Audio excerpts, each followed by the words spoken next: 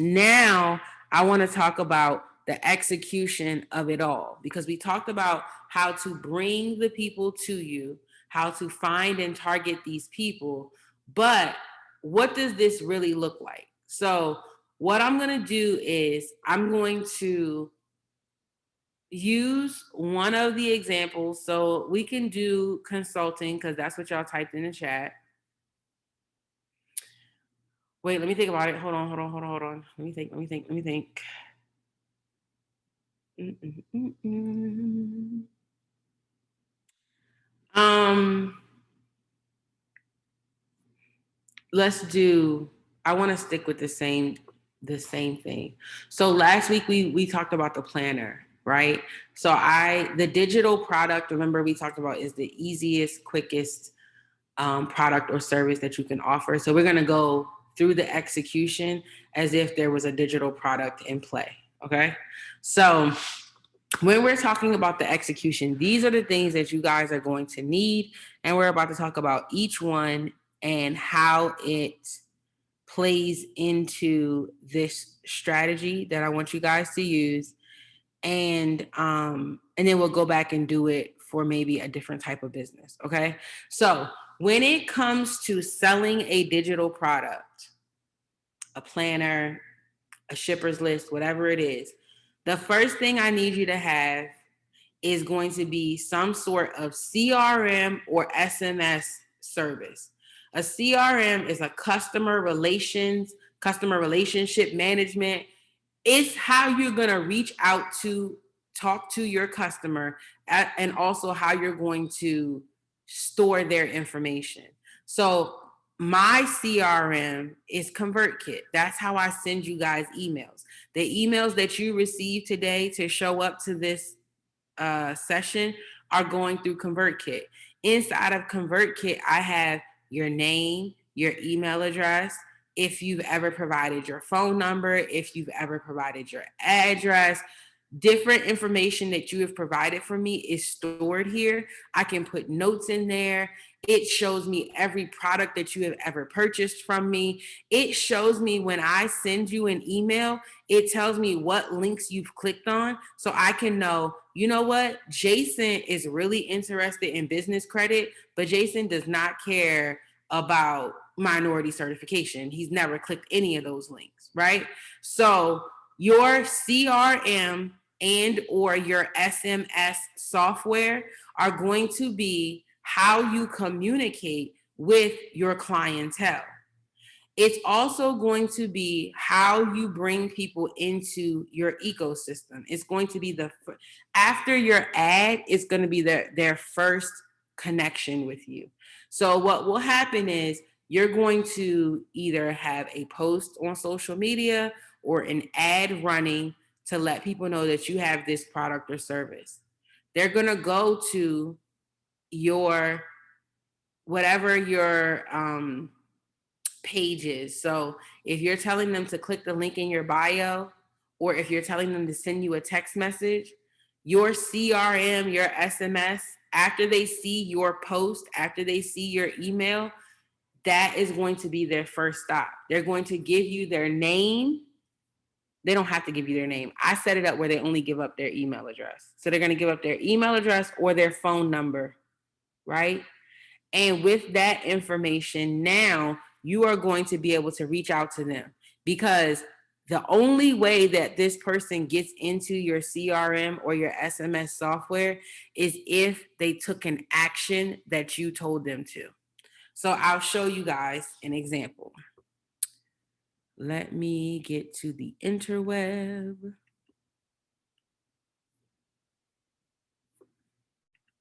Okay, share my screen. All right, so if you, I think you guys can see my Instagram page.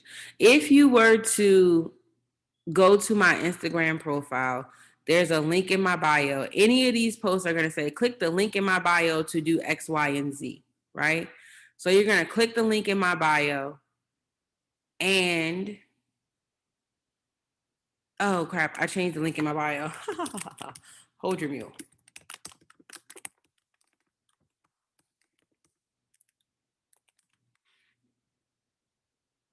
Okay, this used to be my link in the bio. All right, so you come to the page and there are pages that you can click on or whatever, right? So when you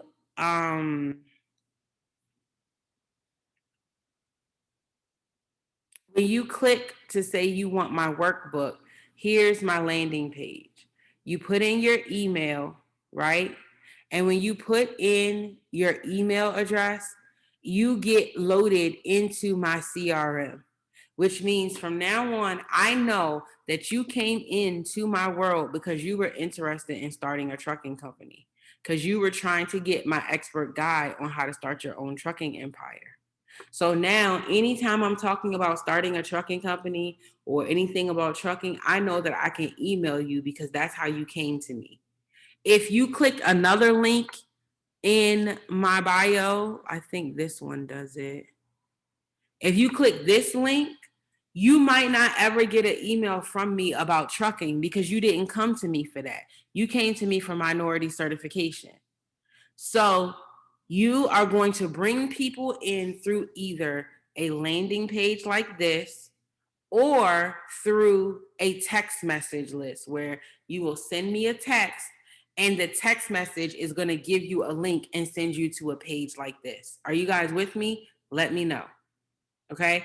This is the beginning of your strategy. Make a post, send an email, have someone put something up on there in front of their audience to get them to come to your CRM or your SMS software and or list. Okay? So now, once you have them on your CRM, SMS, you're going to need some sort of website with a payment processor, okay? Because once they have dropped in their information letting you know they're interested, the only next thing they need to do is to buy from you. So in order to do that, you need to either have a website or a payment processor. So your website could be something like a Shopify store. It could be a WordPress site, Wix. It could be a wide variety of options, right? But the point is you need to be able to accept payment through that site. The reason why is even if you only ever accept checks in your business, you always want to be able to have some sort of payment processor and some sort of merchant account because those things help you get small business funding 2 and 3 times over on the same money. That's a whole different class. We're not going to go too deep into that right now. But you definitely want to have some sort of payment processor available so that you can take payments and so that you can also leverage those payments into more coins. All right. This form creator, it depends on what you're doing. If you were doing consulting, you either need somewhere where they can put in information so you can know who you're talking to and about what before you go on your consult. Or like, for example, when you guys signed up for my Married to Trucking mentorship, I needed to verify that you actually had an operating authority, right? So you guys filled out a questionnaire first. That can be very useful for many things, whether you're onboarding people, like dispatching, brokering, you're onboarding people, you can use a form creator to literally put together your carrier packet if you wanted to. Okay. So that's going to be helpful, may not be required for digital products, but it could be helpful for some of the other truckless businesses that you'll pursue. So the next thing on the list is fulfillment. So when you come and you say, hey, I'm going to buy this ebook from you, BJ, you put your name and email in on my landing page, and then it sends you to my website, to my sales page with my payment processor attached. When you purchase that ebook from me, I need to get it to you. And that doesn't happen automatically unless you have set up some sort of fulfillment. So your fulfillment could be you need to send them a planner in the mail. Your fulfillment could be they get a load delivered to their location. Your fulfillment could be a lot of things, but you need to have some sort of system that alerts you that fulfillment needs to be happening. So whether you need to send out a t-shirt or whether you need to send out an ebook, some sort of fulfillment is going down. So the fulfillment could be as simple as an app that sends your document via email. It could also be where it sends you the t-shirt size and color information so that you can get a shirt printed and it can then be paid for and shipped out to the customer. Your fulfillment is going to vary depending on the product, which is why I love a digital product, honey. I live for a digital product because once you make your payment, my system fulfills your order and we're good to go. If there's a class to follow, if there's a consult to follow, I'm still on the hook and I got other stuff to do. But with my digital products, you purchase, it sends it to you, you get your access, and I'm done unless you want to purchase more or you have questions, right? So fulfillment is important because when people pay you, they don't want to wait. They want their stuff now. So you need to have a foolproof fulfillment system. My biz bestie, she does ecom and she was selling these jackets. And the factory that was making the jackets got backed up. She had hundreds of thousands of dollars of coat orders that were in limbo. The guy went out of business. He shut his company down, and my friend was on the hook. She had already paid him to produce the jackets, but he didn't. And so now she had all of this drama. Your fulfillment is literally the most important thing. Like, it's not even, your product isn't even the most important. Your fulfillment is the most important thing because once people give you their money, they start to act crazy. You guys would not believe the crazy way people talk to me after they purchased a $7 product on my website and they put in the wrong email address and it didn't come to them. And now they want to go off on me and threaten to contact the attorney general, honey, for $7. So get your fulfillment together. All right.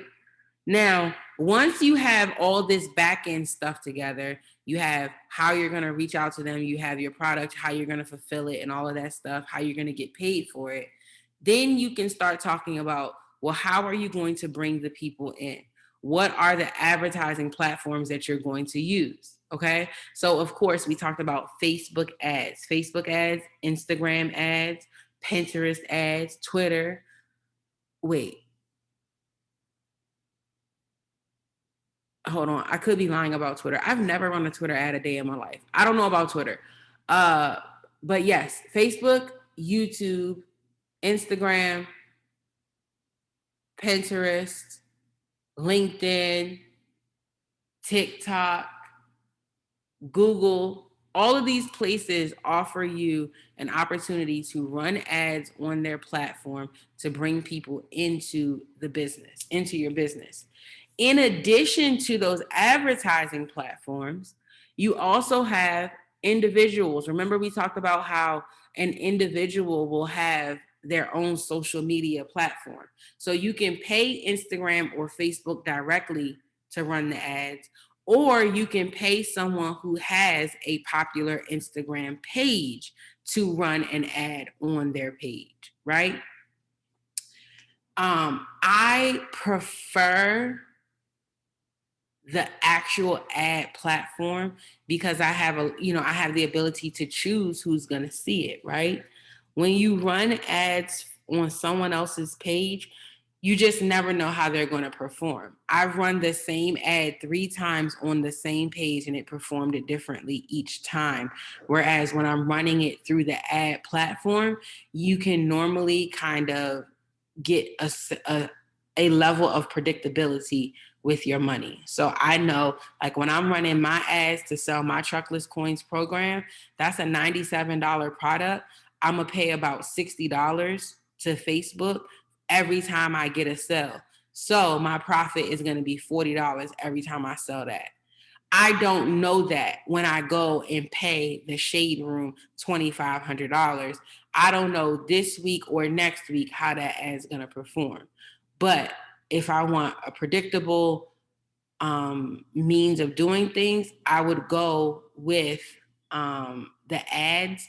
But I use sponsored posts because that sponsored post carries a different weight. People trust things more when they come from a page versus an ad. So what I mean by that is, if you see my ad and it says Black Small Biz says buy her product because it's the bomb, of course I'm gonna say that. But if